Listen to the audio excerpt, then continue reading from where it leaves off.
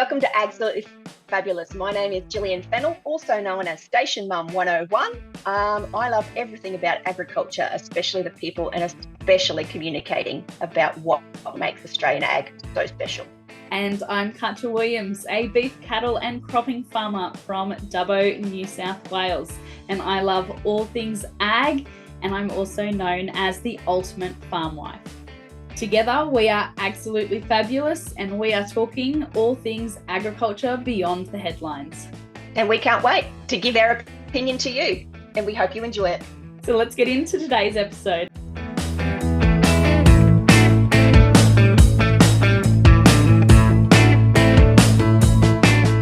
Hi, welcome to episode 3 of Agsolutley Fabulous. You're here with Gillian and Katja, and we are going to jump into two very unique topics, very different topics again, because we know that you are loving the variety that we are covering on this podcast. So today is all about banned spraying or spray chemicals, as well as the National Farmers Priorities Survey. So two great topics, two very different topics to jump into. But today we're going to start our episode, as we always do, with a little bit of chit chat about what's happening on our farms and stations and what we've been up to this week. Gillian, you have had an incredible week, a massive week. Start by telling us a little bit about your week, your travel logistics, and how you fit everything in. Oh, okay. Thank you. So I have been, in the past 10 days, I drove 5 hours to catch a plane to go to Brisbane to meet people at the ECA on behalf of the red meat industry of Australia, funded by MLA. And that was eye-opening, to be sure. And I was really surprised. I only had one animal activist come through the stand, and she was a very interesting character. But, there was no violence involved, so I think I handled that one pretty well. Went from Brisbane to Canberra to hang out there with the ag leaders at the NFF Leadership Summit, and also go to the AgriFutures Rural Woman of the Year Awards dinner, which was a very glamorous event and slightly controversial, because it relates directly to the Farmer Sentiment Survey. And we have to set a timer on these chats, because otherwise we just spend all day talking about what we do and not actually discussing anything of any importance. So, Katja, what have you been up to? Oh, big week on the farm. It's like a complete contrast to last week. Last week we were talking about having to look back at, a reflective journal to know what's gone on, because it was, just getting things done, nothing big. But, for this week on farm, we've been getting a lot of everything ready. Spring has finally hit here, so we are getting all the machinery ready, all the watering equipment ready. So we're servicing our irrigation system. We're making sure that all the vehicles and everything are prepped, serviced and done up for summer. So that includes the new side-by-side, making sure we've got like the mesh and everything put up on front to try and stop those grass seeds from getting in underneath, same as the bikes. So just going through a lot of that, and we are getting ready to do what a lot of farmers are doing, which is pasture and cropping prepping, which leads right into our spraying topic for today. It does. Paraquat and Diquat regulation review. And I spoke to a lot of people, had the opportunity to speak to a lot of people at NFF conference about this, a lot of people who know a lot more about cropping than I do. And they said it's nothing more than a sort of a ban by stealth, because the regulations that they're looking to impose on those chemicals in particular will make it so that they can't even use it in their cropping rotation. Mm-hmm. And, if you're not familiar with Australian broad-scale cropping and agriculture and that sort of thing, and how these things actually work, if you just read all the touchy-feely stuff about how you have to have the soil microorganisms and that to have a healthy soil structure, all of which is true, except the reason we have chemicals like Paraquat, Diquat, glyphosate and other cropping sort of things that allow us to do no-till, which is like no ploughing, that's leaving the cover on the soil, it's so we can retain soil moisture and make it more efficient to grow crops, which is uniquely Australian. And, so removing those chemicals means for a lot of operators, a return to the bad old days where you see the big dust storms and those sorts of things, because the only way to get rid of the weed, which will contaminate your crop and compete with moisture, is to plough them out. And the way we work in Australia, it's not a really good idea. Yeah, absolutely. And we took two very different approaches on this again. I hit up some research And you were on the ground talking to croppers, talking to sprayers, and talking to lots of people, especially while you're up at the Ekka on this topic. So it'll be really interesting to see the comparisons and what is actually coming through based on both. So when I dived into a lot of the reasoning as to why this topic was up for like why these chemicals were up for being banned, a lot of it was being driven by mainstream media, but almost through like scare campaigns, or they were focusing on stories where family members or kids had died from consumption of this chemical. So where I was looking at this fear campaign, it was from people's interactions, and majority of those interactions were not actually farmer related. And when I dive into the statistics a little bit later, it'll be interesting to see that a lot of that data coming through is actually through suicide. You know, that's really unfair for people who it's, and you could almost say it's like guns. Like some people need them for their job; they're a tool. And Paraquat and Diquat are what they use for what they call a double knock. So they kill weeds that are resistant to other types of poison. And, you know, by their very nature, they are dangerous. They're agricultural chemicals. They need to be treated with respect, which is why we have all these rules and regulations, and you have to wear your equipment and you have to do all of that sort of stuff. And if you're not doing that, then you're breaking the law. So, again, we're punishing an entire industry and making an entire industry less sustainable and less resilient because a few people break the law, which is not a really good way to make policy or make regulation. So I really think that the experts in this discussion again, and the AMPVA, who's doing this review and regulations, they are an independent body, not controlled by anybody. But I don't think they listened enough to the agricultural community on this. Everyone's opinion is not equal. My opinion on this chemical is not equal to someone who needs it for their job. Someone who will never come into contact with this chemical at all, their opinion is not equal to someone who needs it for this job. And I think that's what we've lost when we do these community consultations. Yeah, absolutely. And I do also want to mention, while we deep dive into some of these statistics and stories, if something is triggering for you, our audience, then please reach out to Lifeline or other crisis lines, to your own personal counsellor, whether you are the farmer who this will impact you directly and your business, or whether some of these statistics that we jump into are personally effective for you. But as Gillian said, like, I think the consultation process on a lot of these is warped. There are restrictions and guidelines in place, not only through the literature put out by the chemical companies on your chemicals, but that is why we also do our chemical training. You need your chemical card to be able to purchase these chemicals, and you also need the proper lockup and storage for them, and all the handling information that goes for that. It is knowledge that is going to be your best friend in a lot of these chemicals and things that we need for the farm. So jump into that. If you haven't done your chemical card for a few years, you know, you'll need to renew it, but also it's something that you can also renew every year on your own time, particularly in the lead up to seasons where we're going to be using it a lot of the time, like spring and autumn. Refresh. Make sure that even you as the applicator knows what needs to be happening with these chemicals. But educate your family as well. Even if you've got kids on farm, educate your kids and be safe around it, guys. That's why the guidelines and information is put out. Just do it. Yeah, and it is our responsibility as farmers to make sure we're adhering to all those regulations. It's their responsibility as employers to make sure everyone in that workplace, and because a lot of us, our farm is our workplace, to make sure everyone there is safe. And it's a responsibility that we have to take seriously. And by and large, the majority of it, almost everyone does take it seriously. But like any large cohort, and I'm sure we've had this discussion in the previous 2 episodes, any large cohort, you're going to have the trend. So it's, you know, just be sensible. That's, you know, follow the rules that we know exist. And everyone, the majority of people are doing it. So let's not punish the majority for the actions of a few. Yeah, absolutely. So, Gillian, did you want to deep dive more into the on-ground discussions that you had while you're up at the ECA and while you're making some calls about this before I jump into some plain boring statistics? Yeah, no, and it's really interesting that and it all comes back to, again, and we had this discussion so many times while I was away over the past 10 days or so. It's the lack of communication and knowledge that exists in the broader community when it comes to what we do and why.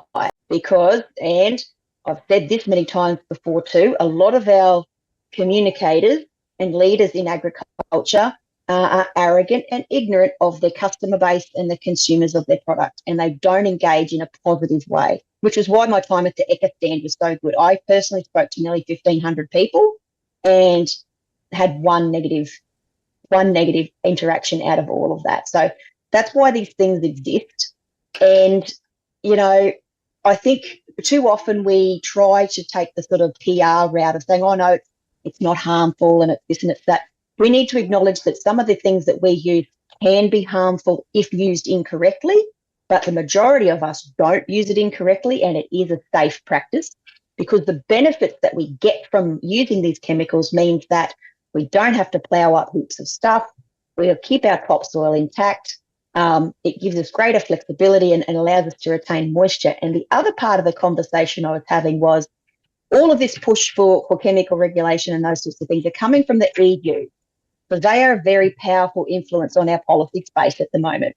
Mm-hmm. And, they do buy a lot of our stuff, but they're very noisy in the global sort of regulation. And you should, look at us, we're the most marvellous producers in the world. If they were the most marvellous food producers in the world, though, they wouldn't need to buy so much food off us. So maybe we shouldn't be taking their advice.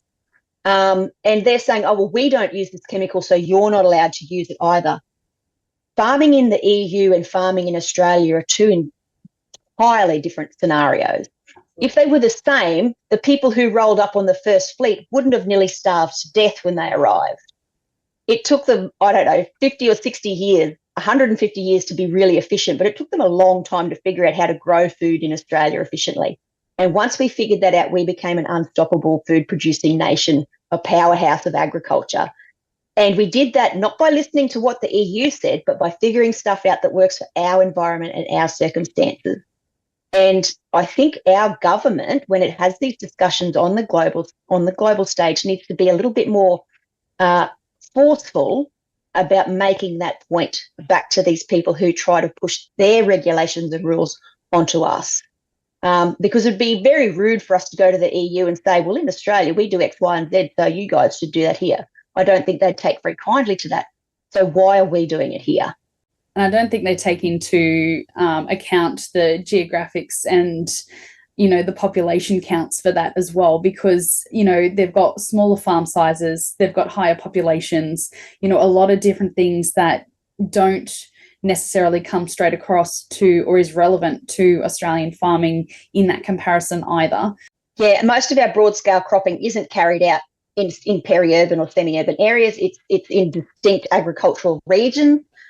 And again, that's why we have these incredibly tight rules and regulations about when to spray, how to spray, inversions, droplet size, all that stuff that's well above my pay grade, but agronomists and serious farmers know and adhere to. Mm-hmm. And, it's what people get all really excited about it. But when you think about what you're actually using, like in terms of per litres per acres, or, it's minuscule. It's a tiny amount because it is so effective and so efficient. So to remove that tool from your toolbox means you're either going to use a different chemical in greater quantities and spray more often, or you're going to use mechanical means such as ploughing and disc ploughing and prickle chaining and all that sort of carry on that I don't understand. And that has its own risk. And, it's putting a handbrake on our efficiency and resilience. And we can't do that, especially when you're looking down the barrel of some challenging years ahead. You can't keep taking tools away from us and say, oh, but you still have to be more efficient. It's like, well, we figured this out. You can't take that answer away from us now. You have to let us use the tools that we've developed. That's the challenging thing, I think. Yeah. Yeah, and there is such a diverse range of farming in Australia as well, and it is a big enough community that you can have, you know, your regenerative farmers and your like practical farmers and someone in between, like not practical, but old school farmers, and somewhere in between you can sit as well and go back and forwards depending on what suits you. But you shouldn't have one side of the agricultural industry talking down to the other side of the agricultural industry, because what we're doing is very different for different reasons and different purposes. And then you get the chatter from outside the agriculture industry on top of that. Like, that's three very different opinions. And you know what?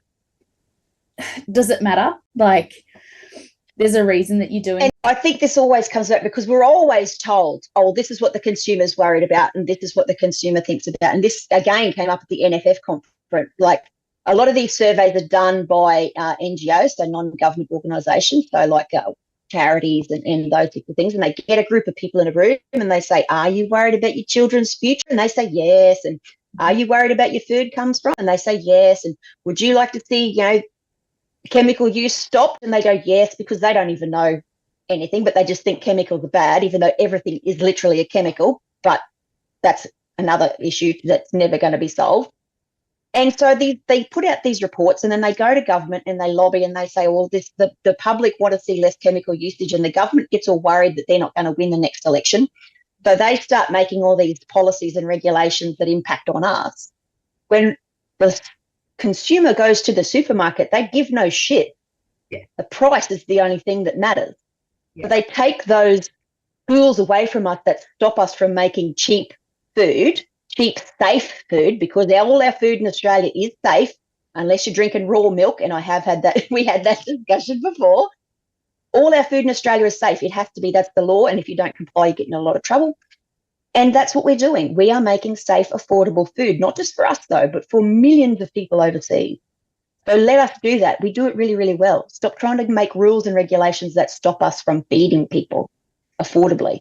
Yeah, absolutely. And, you know, Australia has one of the highest, if not the highest, food standards in the world. So again, when we're listening to other countries who have banned these chemicals, it's like, well, we actually have a higher standard, a higher productivity rate, a higher quality of food. So if we're still able to achieve that and have such a good export as well as internal use of our own production, then again, it's like, well, we're comparing apples to oranges in regards to these policies and our countries, and why are we feeling the pressure from a different system. And it'll be really interesting once I jump into these statistics, whether they correlate with what you found, you know, on the ground, Gillian. So one of the main studies which I found was actually, it's on the Biomedical Centre. It was an October 2023 report, so very recent for when you're talking about chemical reports.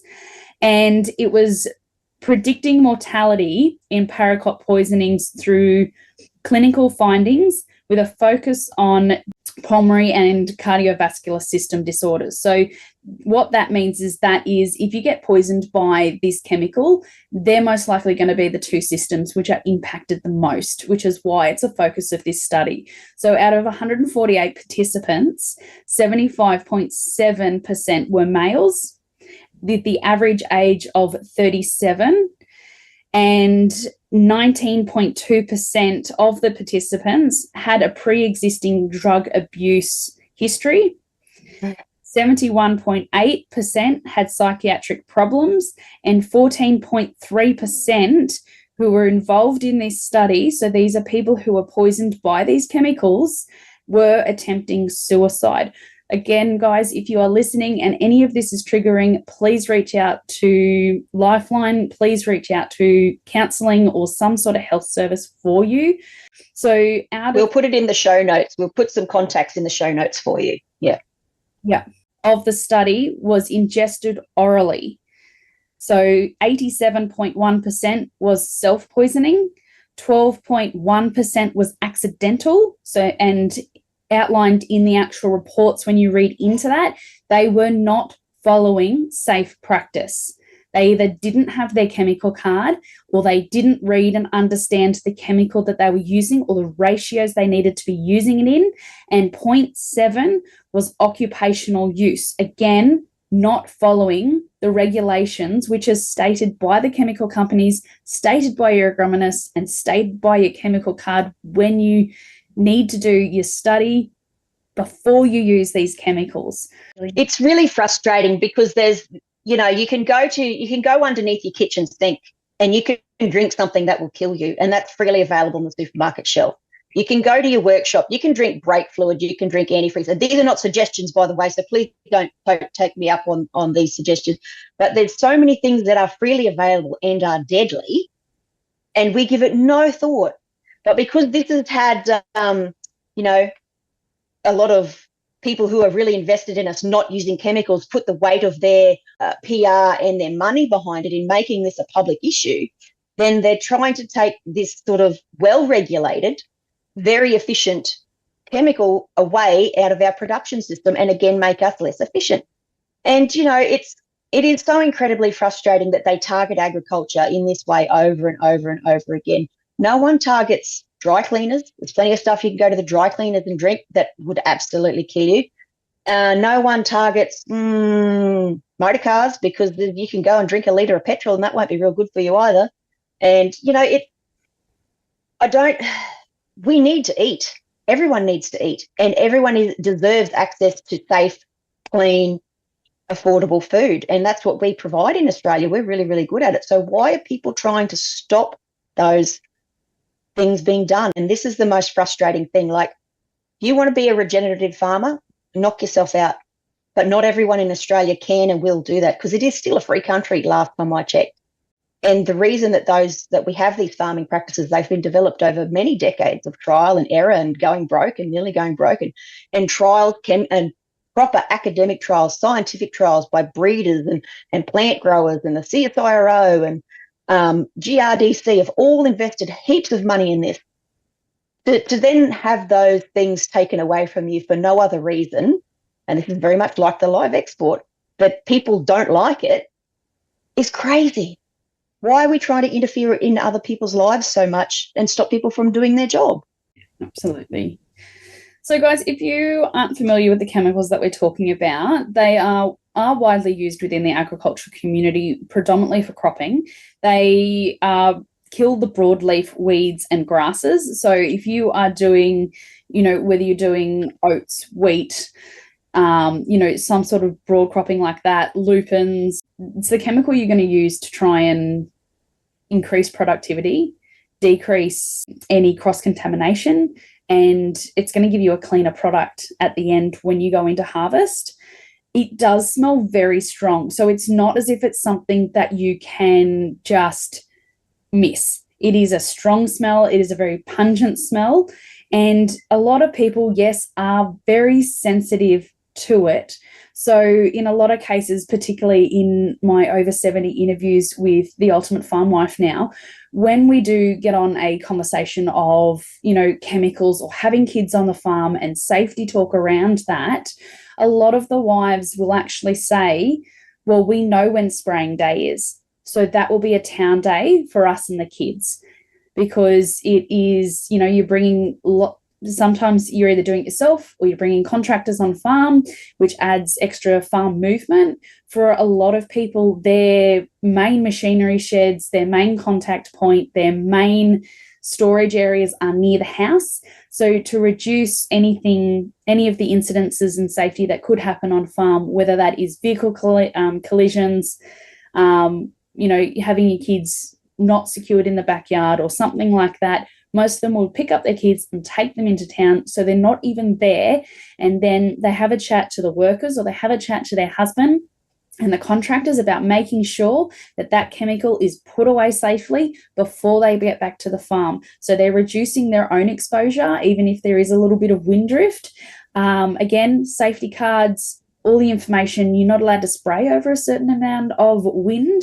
So, that works out for that way. and you're reducing your exposure, you're increasing your safety on that, because in a lot of the fear mongering, they were saying, oh, well, you can't have kids exposed to that. What if your kids drink the poison because they don't know what it is? Like, it might look like Gatorade, or it might look like, you know, another sports drink or soft drink or something like that. So if you're removing them, you know, when the spraying is, and you're removing from the farm, you're decreasing that anyway. And most of the farmers I talk to do that anyway. So that was another interesting part to add to that. It comes back to that treating us like we're stupid. Mm. We know that there is a risk involved in using this, because it is a dangerous chemical, but used appropriately, it is safe. Like chemotherapy, you don't just willy-nilly run around radiating yourself for no apparent reason, because it's quite dangerous, but used appropriately, it can save your life. A kid can drink a bottle of soy sauce and die. The soy sauce that's sitting on most people's kitchen tables or in their cupboard. You know, it's this nonsense that, oh, well, it's a chemical, so it must automatically be dangerous and be restricted, and trying to make us feel like we're bad parents because we use chemicals in our job. Mm-hmm. I get quite frustrated with it, because I'd like to think it's just ignorance on their part, but it feels very deliberate that in their attempts to get their own way, they then imply or outright say that we are bad parents and we are bad people for putting our children at deliberate risk because we use chemicals in our day-to-day life, which is nonsense, because everyone uses chemicals. Like, have fun ingesting your chemicals when you have your cup of coffee in the morning.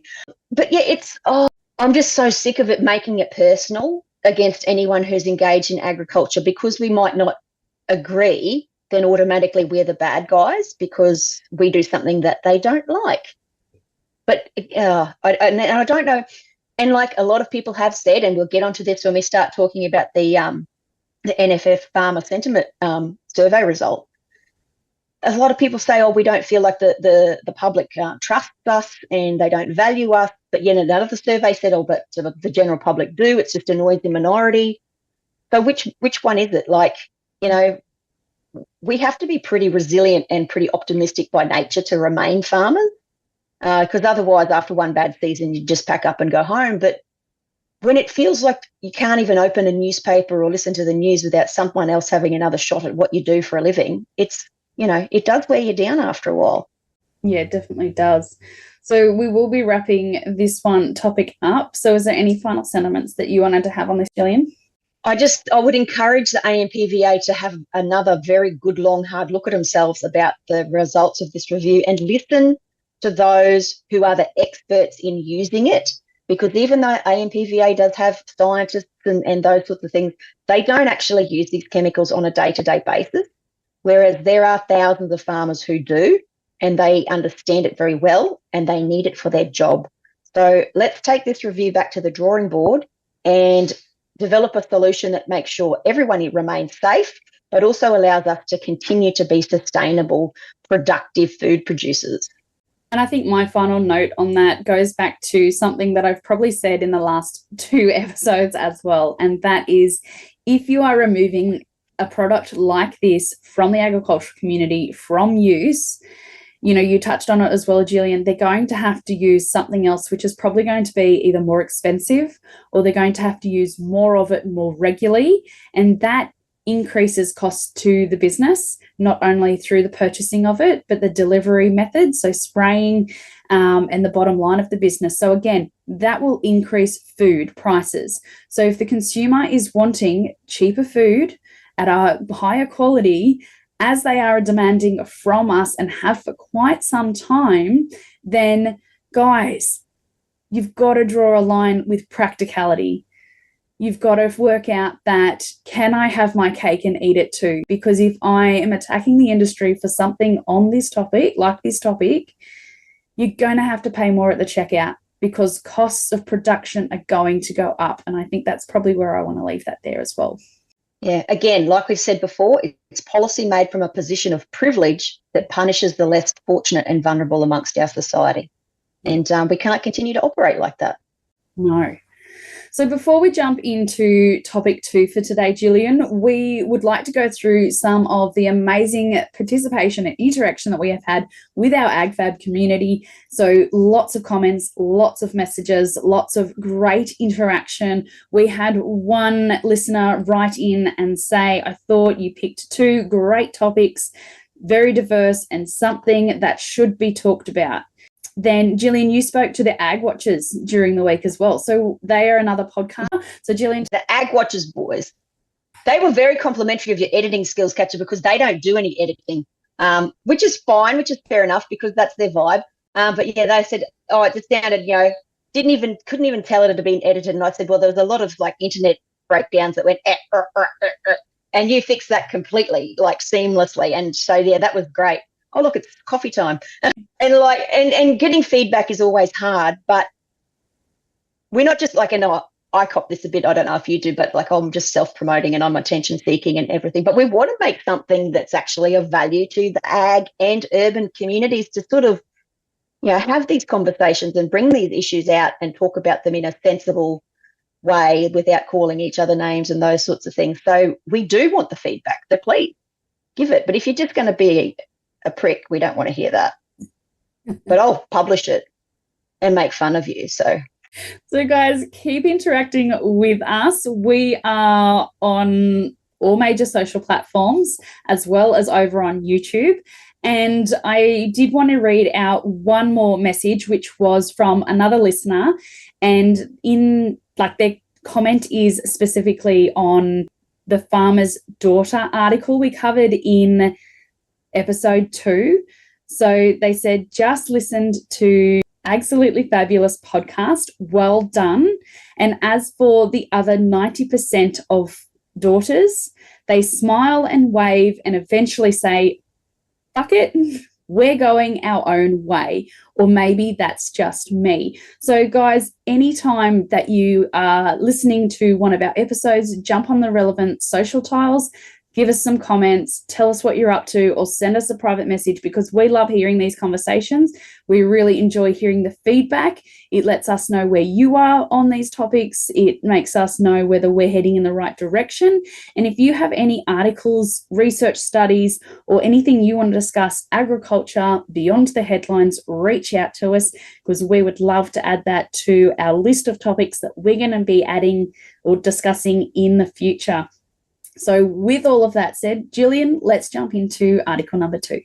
Yes, the NFF Farmer Sentiment Survey. So I was at the NFF Leaders Summit in Canberra, very fancy, I know, and it was the first time I've actually been to one of these events. I've been to the conferences before, so this is a very different type of thing. It was a lot smaller, a lot more intimate audience, and there was the capacity to have discussion with the panelists. And so the panels were based around the 5 pillars of the National Farmers Federation 2030 $100 billion roadmap, and just sort of a pulse check to see, is ag on track to achieve these, where we stand, what the challenges are that still exist. And we got expert commentary from across all those 5 panels from a very diverse range, actually, of panelists. And we even had a guy from the unions there, which a lot of the people were like, ooh, but, we do need to communicate with people who represent our employees because, they're an important part of how we set policy. And we also would need to make sure we're not taking advantage of people and breaking the law. We don't see eye to eye with them on everything, but it is handy to be able to have these conversations and discussions. And no, not surprisingly, there's a lot of negative sentiment from farmers around what they think the government is doing to our industry and how they value us and how the general public feels about us. So we're not travelling too great. If you're very familiar with agriculture, if you're not, I'll let you know, a lot of our industry is based on confidence. And when we start to lose confidence in ourselves and in our ability to do our job, things can go downhill really quickly. And we don't feel very confident at the moment because we feel like we're not getting that support from our customers and consumers and also from our government. We sort of feel like we've been left, we haven't even been left alone. We feel like we've been continuously attacked, which is not great. It's not great when you're already you're experiencing challenging weather conditions and market conditions and those sorts of things, to feel like the people that you are working very hard to provide food to don't appreciate your efforts, then it starts to get a bit, why am I even bothering? And that's not to say that we want a big parade every time we harvest a paddock or something. We just want to be left alone to do our jobs because we're the experts at what we do. I won't come and tell you how to sell insurance in the city or how to fix a motor car or anything like that. So please don't tell me how to grow beef or how to, I don't know anything about cropping or vegetables or fruit. So feel free to tell me that. I don't know anyway. And I think what you've just beautifully outlined, Gillian, is a true reflection on the survey statistics. So for those who haven't seen the survey, I'll read out a couple of the statistics which back up what Gillian has just said. So 89% of farmers love what they do. 25% think the public value farming. So only 25% of farmers think that the public value farming and what they're doing. 78% love where they live, and 23% of the total survey said they think that there is a bright future for family-run farms. Now, that statistic really relates back into what Gillian was saying, whereas our market system, our farming system is all about confidence, because when there is a confidence drop, whether that is in the farmer, whether that is in the market, whether that is in the government and our consumers, there is always a cause and effect, and that will cause prices to drop, and it is all emotional based, which again, guys, we need to put something stable in our market, stable in our future, to make sure that we are getting a more stable future. And 23% said that there is a bright future, and that is horrifying for the agricultural industry. Less than a quarter of the participants think that there's a bright future for family-owned farms. So if that's not a wake-up call for individual farmers to whip their digit out and get their succession planning, my favourite topic, sorted out to give the next generation a little bit more confidence. But it's not just that, because we have to give banks, our lenders, and we have to give our big customers, so the likes of GrainCorp, Viterra, all the people who buy all the bulk commodities, we have to give them confidence that we are going to continue our business without the disruption to their business. So we have to organise our own selves and make sure we are running our farms efficiently, like a business, and like any other business in Australia that's adhering to the law. We deserve to be able to do that without undue interference from policymakers and government. And that doesn't feel like it's happening at the moment. It feels like every time you turn around, someone has a new regulation to do with agriculture, and it's going to add more costs to us because it's a requirement for us to do it. Everyone up the chain doesn't have to do it, but it all relies on us. And we are the ones who are in the least, have the least capacity to take on these new things. No one's willing to pay a premium for what we do. If we have added environmental reporting, or if we have added compliance or anything like that, that's just the cost of doing business. If you can't do it, then get out of business. But a lot of these new sort of requirements and those things are not necessary, in the sense that they don't affect how efficient we are. It just makes more money for everyone else. So I think that's something that really needs to be addressed really quickly. We can do it, but you'll have to pay us to do it. Yeah, absolutely. So moving into the top 3 issues that farmers were worried about, it includes biosecurity, the power of the supermarkets and the processing chain, and the federal environmental laws. And I think you've covered at least the laws side of that and the government side of that. We always talk about the cause and effect. We did earlier in this podcast episode as well about, if you want cheaper, higher quality food in the supermarket, guys, what does that mean for us? So I think we've covered that point as well. So we touched in episode 2 a little bit on biosecurity, but I think we can probably talk a little bit more on a broader sense, not just avian influenza, but let's talk biosecurity and what that means for farmers, and what that means, why it is a top issue to worry about on farm. So there is so much coming into this country imported, and one of the main things that when you talk border security, And it absolutely grinds my gears when I hear someone laugh and say, I didn't get checked at the border. I didn't get checked when I came back into the country, and I brought X, Y, and Z back into the country. And you just think, you idiot. We have a predominantly clear agricultural community, and we are able to produce the high quality food that we do because of these biosecurity rules. And this is for everybody. This isn't just for on farm. This is for everyone coming in and out of the country as well. And it's interesting when, like, because I'm learning a lot more about biosecurity, that from my perspective, like it being in livestock, it was all about foot and mouth and lumpy skin disease. And it can be not so much foot and mouth, but lumpy skin can be carried on the wind because it's transmitted by insects, et cetera, et cetera. And there's a real risk to the northern cattle industry. And if worst case scenario, there is an outbreak, I'll be included in that because the line's already been drawn, and that's the dog fence, and that's 230 kilometres south of me. So I'll be included in that. So I take that shit really seriously. But a lot of people who go overseas to countries that have different environments to us and different ways of operating, it's the bugs that come back. So they might think it's super cool to bring back a raffia doll or a carving or something.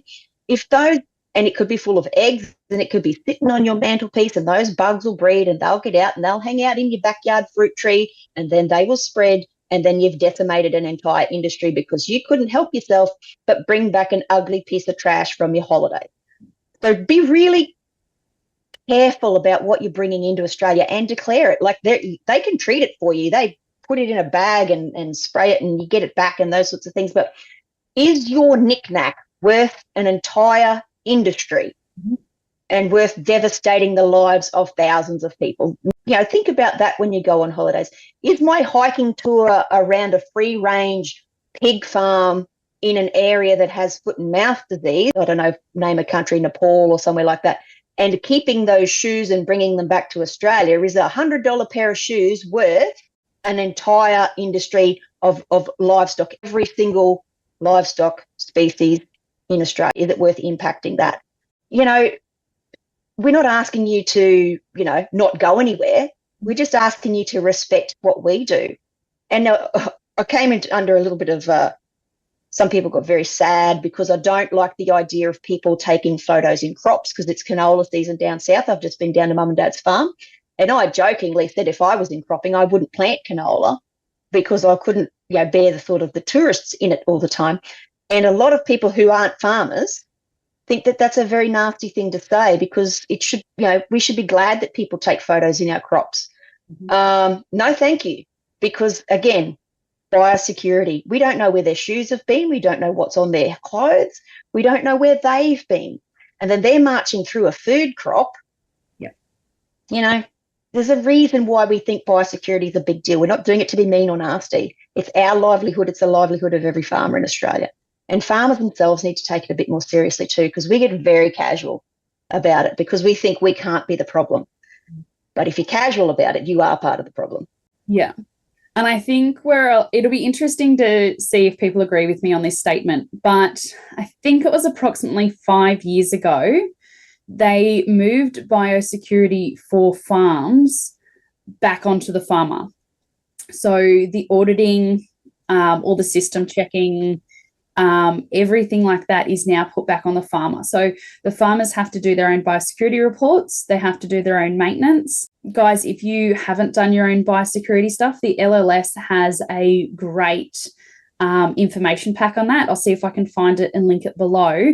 But when they brought this in, like all the additional documentation that you have to keep for everything coming on your property and everything going out of your property is included in that biosecurity report, which the farmer is now responsible for. And I think with the speed they brought that in, like all of a sudden it was overnight, it was, you are now responsible for all of this. So I'm wondering whether that is feeding back into the lack of confidence for biosecurity as well, because apart from a few programs that the LLS ran that I'm aware of, I'm not sure there was anything else added to the broader community about that. I'm not even sure we received any letters in the mail about it. I think it was something that you either had to read in the paper or catch on the news. And I know that a lot of farmers, particularly millennial farmers, don't get their news and information that way anymore. So it'd be interesting to see whether that was a communication breakdown as well for the industry. As part of those biosecurity, you needed to make sure that you had signs up on every gate. At what stage do we need to actually say, this is private property, don't come on my place? Or if you need to access this for some reason, whether you're Country Energy, whether you're the meter reader, whoever it is, you call me first. An induction to come on site, which if I was going to a building site, I'd have to do the same thing. Yep. You know, to go to the ECHA, I had to do a safety induction because I was going to be there as a worker. Yep. And this notion that, oh, well, it's just a farm, it's a workplace. It's a serious workplace. So stop treating our workplaces with less respect than you would treat your own. If I was going to go down, well, we don't have power or water here. We do everything ourselves. But if I was going to go and enter into the EXA yard, I don't even know if they exist, that's South Australian Energy people, I wouldn't be allowed for a start. But if I was allowed in there for some reason, I'd have to go through an induction and wear a high-vis vest and closed-in shoes and a hat probably. You know, you go into a commercial kitchen, you need your hairnet, you need to wash your hands, you need to, you know, it's this notion that our workplaces are not as important as everyone else's. And I think the government, when they bring in these regulations and rules, do us a very big disservice by not advising the general public of their responsibilities, because there's this notion that the public can just do whatever they like and wander around the countryside and traipse through paddocks. There should be ads on Metro TV and in Metro newspapers and on social media saying, if you're going on a holiday out to wherever, don't do that. There's a thing exists called biosecurity because a lot of people don't even know what it is and why it is. And again, it comes down to communication. It shouldn't be our responsibility to communicate regulations and policies that we haven't made. That's the government's job. They made those regulations and policies. They need to communicate it to everyone. Yeah, absolutely. And if you're not being escorted through someone's farm, if you haven't been there before, how do you know where you're going? And if you're one of those services, or if you're one of those tourists driving around the countryside, have a think. You've been from farm to farm or town to town, and you're then bringing that onto someone else's property, guys. That's not cool. So if you're unaware of biosecurity and your obligations, if you're on a farm and you're unsure about your obligations, which I think is feeding into this uncertainty as well, then look up the LLS, look up what you need to do, and just think about what you're doing and how that impacts others. Yeah. Your state ag department will have everything. And, you know, this is where a really strong role that FFO, state farming organisations, play. A lot of them have a biosecurity policy officer specifically to help you with this stuff. So ring them, join your local state farming organisation, whatever state you might be in, and ask them. That's what you pay them for. That's the benefit of being a member. It's not, yes, it can be complex, but they're there to help you break it down and to implement things on your farm that are specific to your way of operating that will help you. And, you know, just, I know we're busy and it's one of those things that gets put in the too hard basket, but can we really afford to not take it seriously? Yeah, absolutely. Gillian, do you have anything you want to wrap up on that topic today? No, not really. I just would like to see, again, how many times have we said this? Communication. We need more of it and someone needs to pay for it. And yeah, and like everything else, when it comes to the NFF survey and the leadership summit and the people crying because they weren't invited or they didn't like it, if you choose not to participate, you forfeit your right to complain. Join your representative body and participate. Yeah, absolutely. Well said. I don't think I need to add anything else specifically to that except to say, AgFabs, tell us what you think. What did you think of the survey? What did you think of the outcomes? What did you think what Gillian and I have said? Do you agree with this? Do you disagree with us? Jump on the social tiles. Let us know what you think. And excellent. That wraps us up for another week. So check us out on socials, like and subscribe and share with a friend if you know someone who would find these chats informative, hilarious, whatever it is.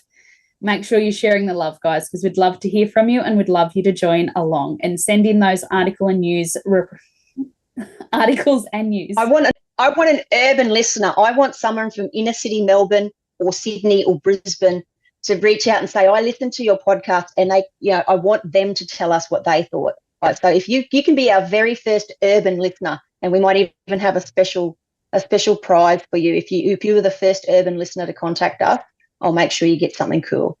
Absolutely. That sounds like a wonderful thing to do. So thank you so much, everyone, and we will see you next week.